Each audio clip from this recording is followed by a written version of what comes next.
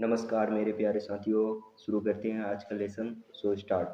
देखिए, पहला वीडियो में मैंने बताया था कि मैकेनिकल डायग्राम क्या होते हैं, मैकेनिकल पार्ट्स क्या होते हैं एसी के अंदर। तो आज की इस वीडियो में इन डायग्राम को जानेंगे और इसमें जो मैकेनिकल पार्ट होते हैं वो कैसे काम करते हैं।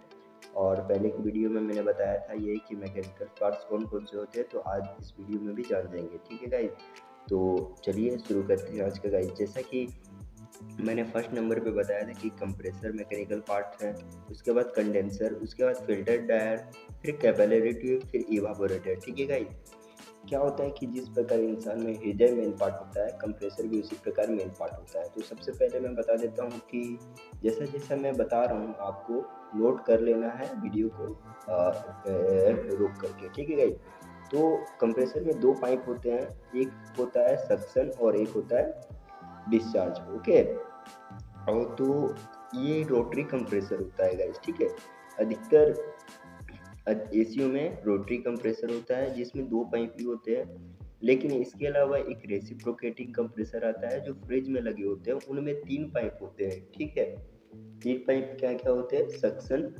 डिस्चार्ज और एक चार्जिंग। ओके, तो हम उसे नहीं पढ़ेंगे बल्कि रोटरी कंप्रेसर पढ़ेंगे। ठीक है, तो इन रोटरी कंप्रेसर में हमें पहचानने को मिलता है कि जो पतला पाइप होता है उसको हम डिस्चार्ज कहते हैं, जो कंडेंसर में लगा हुआ होता है। जो ये पाइप आपको देखने को मिलता है ये डिस्चार्ज पाइप होता है, तो इसे नोट कर लेंगे। और आपको ये वीडियो रोक करके डायग्राम बनाना है तो बना भी सकते हैं, डिस्चार्ज पाइप। ठीक है, तो ये डिस्चार्ज पाइप आपके कंडेंसर में लग करके फिल्टर ड्रायर में होकर के कैपिलरी में जाता है। ठीक है, तो capillary, filter dryer, condenser, evaporator और ये सक्शन लाइट, ये सारे कैसे काम करते हैं हम इस वीडियो में जानेंगे। तो वीडियो को पूरा देखिएगा तभी आपको समझ में आएगा, बिना स्किप किए आप नहीं जाइएगा। पूरा लेसन आपको बिल्कुल सही से और हिंदी देहाती अपनी भाषा में आपको समझाऊंगा। तो ये डिस्चार्ज पाइप पतला होता है ताकि आपको पहचानने में दिक्कत ना हो। मैं बात कर रहा हूँ विंडो एसी के डायग्राम के बारे में। ठीक है, जो जिसमें सारे मैकेनिकल पार्ट एक विंडो एसी बॉक्स में सारे के सारे मैकेनिकल पार्ट अटैच होते हैं, जबकि हमारा स्प्लिट एसी एक होता है उसमें दो बराबर सॉरी गाइस, दो भागों में मैकेनिकल पार्ट्स होते हैं। जैसा कि आप देख सकते हैं कि हमारा दो भाग क्या हुआ, एक आउटडोर हुआ एक इंडोर हुआ। एक इंडोर में आपको देखने को मिलता है कि इसमें इवापोरेटर है और इसमें इसको छोड़ करके सारे पार्ट्स इसमें आ जाते हैं, यानी कि कंप्रेसर, ये कंडेंसर और ये फिल्टर ड्रायर और ये कैपिलरी ट्यूब। और इन दोनों को जोड़ने के लिए हम दो पाइप का इस्तेमाल करते हैं, जिसे कॉपर पाइप रियल दुनिया में, रियल वर्ल्ड में बोला जाता है। इन दो पाइप का कॉस्ट भी अधिक होता है। इन दो पाइप का कॉस्ट कॉपर होते हैं, कॉपर पाइप होते हैं। एक का नाम होता है डिस्चार्ज पाइप और एक का होता है सक्शन पाइप। ठीक है, ये अलग अलग नापों के हिसाब से आता है, कोई हाफ का होता है, 1/2 का होता है, और कोई ये जो सक्शन है 1/2 का होता है, 5/8 का होता है और एक 3/8 का भी होता है। तो अलग अलग नापों के हिसाब से होता है। मैं बता देता हूँ इसी वीडियो में कि 3/8 1 टन में लगता है और 1/2 1.5 टन में लगता है और 5/8 2 टन में लगता है। ठीक है, 2 टन में लगता है 5/8। तो आज की इस वीडियो में हमने सीखा ये और सारे मैकेनिकल पार्ट्स भी जानेंगे। चलिए शुरू करते हैं। मैकेनिकल पार्ट्स के नोट्स लिखना स्टार्ट कीजिए। मैकेनिकल पार्ट्स में कंप्रेसर क्या काम करता है, तो सबसे पहला पॉइंट्स आप बना कर लिखिएगा कि मैकेनिकल पार्ट्स, एक कंप्रेसर एक मैकेनिकल पार्ट्स होते हुए भी एक इलेक्ट्रिकल पार्ट भी है। क्यों? क्योंकि गाइस देखिए, इसमें जो आपका अंदर जो भी इंटरनल कंपोनेंट लगे होते हैं उनमें पिस्टन, मोटर होते हैं। देखिए, पिस्टन को हम मैकेनिकल पार्ट्स कह देते हैं और जो मोटर होता है उसे इलेक्ट्रिकल पार्ट कहते हैं। क्यों इलेक्ट्रिकल पार्ट क्यों कहते हैं? क्योंकि वो मोटर इलेक्ट्रिक से चलता है, इसलिए हम उसे इलेक्ट्रिकल पार्ट कहते हैं। इसलिए कंप्रेसर एक मैकेनिक इलेक्ट्रिक डिवाइस है।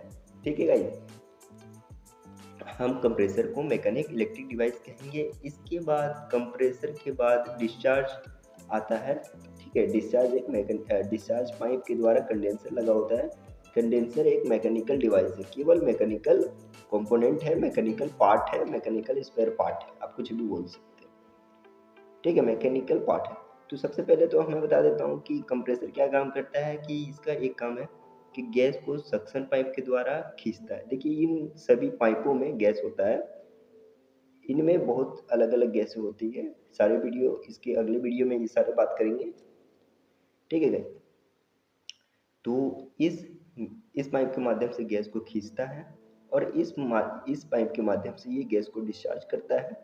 और जब ये गैस को डिस्चार्ज करता है ये कंडेंसर में पहुंचता है। कंडेंसर में क्या होता है कि हीट रिजेक्शन का काम होता है, हीट रिजेक्ट हो जाता है। इसके बाद फिल्टर ड्रायर में क्या होता है कि गाइस जैसे ही गैस पहुंचती है यहाँ प्रेशर बढ़ जाता है और ये लिक्विड फॉर्म में बदलकर कैपिलरी में चल जाता है। और कैपिलरी में जाने के बाद क्यों कैपिलरी में लिक्विड फॉर्म में बन जाता है, ये भी हम अगले वीडियो में बात करेंगे। बहुत ज़्यादा वीडियो लंबा हो जाएगा, इसलिए थोड़ा थोड़ा नॉलेज आपको प्रत्येक वीडियो में मिलेगा।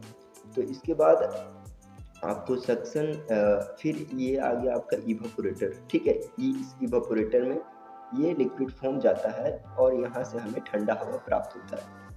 तो फिर इसी प्रकार यहाँ से गैस फिर खींचेगा। जैसे ये ठंडा हवा हमारे रूम में आ गया तो यहाँ से ये नॉर्मल गैस में परिवर्तित हो जाता है और फिर कंप्रेसर में चला जाता है। फिर यही काम होते रहता है हमारा। तो कुछ इसी प्रकार में भी स्प्लिट एसी में भी काम होता है। Compressor, condenser, filter dryer, capillary, और ये कैपिलरी से इवापोरेटर और इवापोरेटर से फिर कंप्रेसर। ठीक है, दोनों में कार्य एक ही है। आपको समझ में आया होगा। तो वीडियो को लाइक कीजिएगा और सब्सक्राइब कीजिएगा हमारे नए चैनल को और सपोर्ट कीजिएगा इसी तरह पढ़ाई के लिए। तो आज का इस वीडियो में बस इतना ही, और अगले वीडियो में जारी रहने के लिए हमारे चैनल को सब्सक्राइब कीजिए और बेल आइकन को हमेशा दबाए रखिए ताकि आपको सारे वीडियोस की नोटिफिकेशन मिलते रहे। Thank you.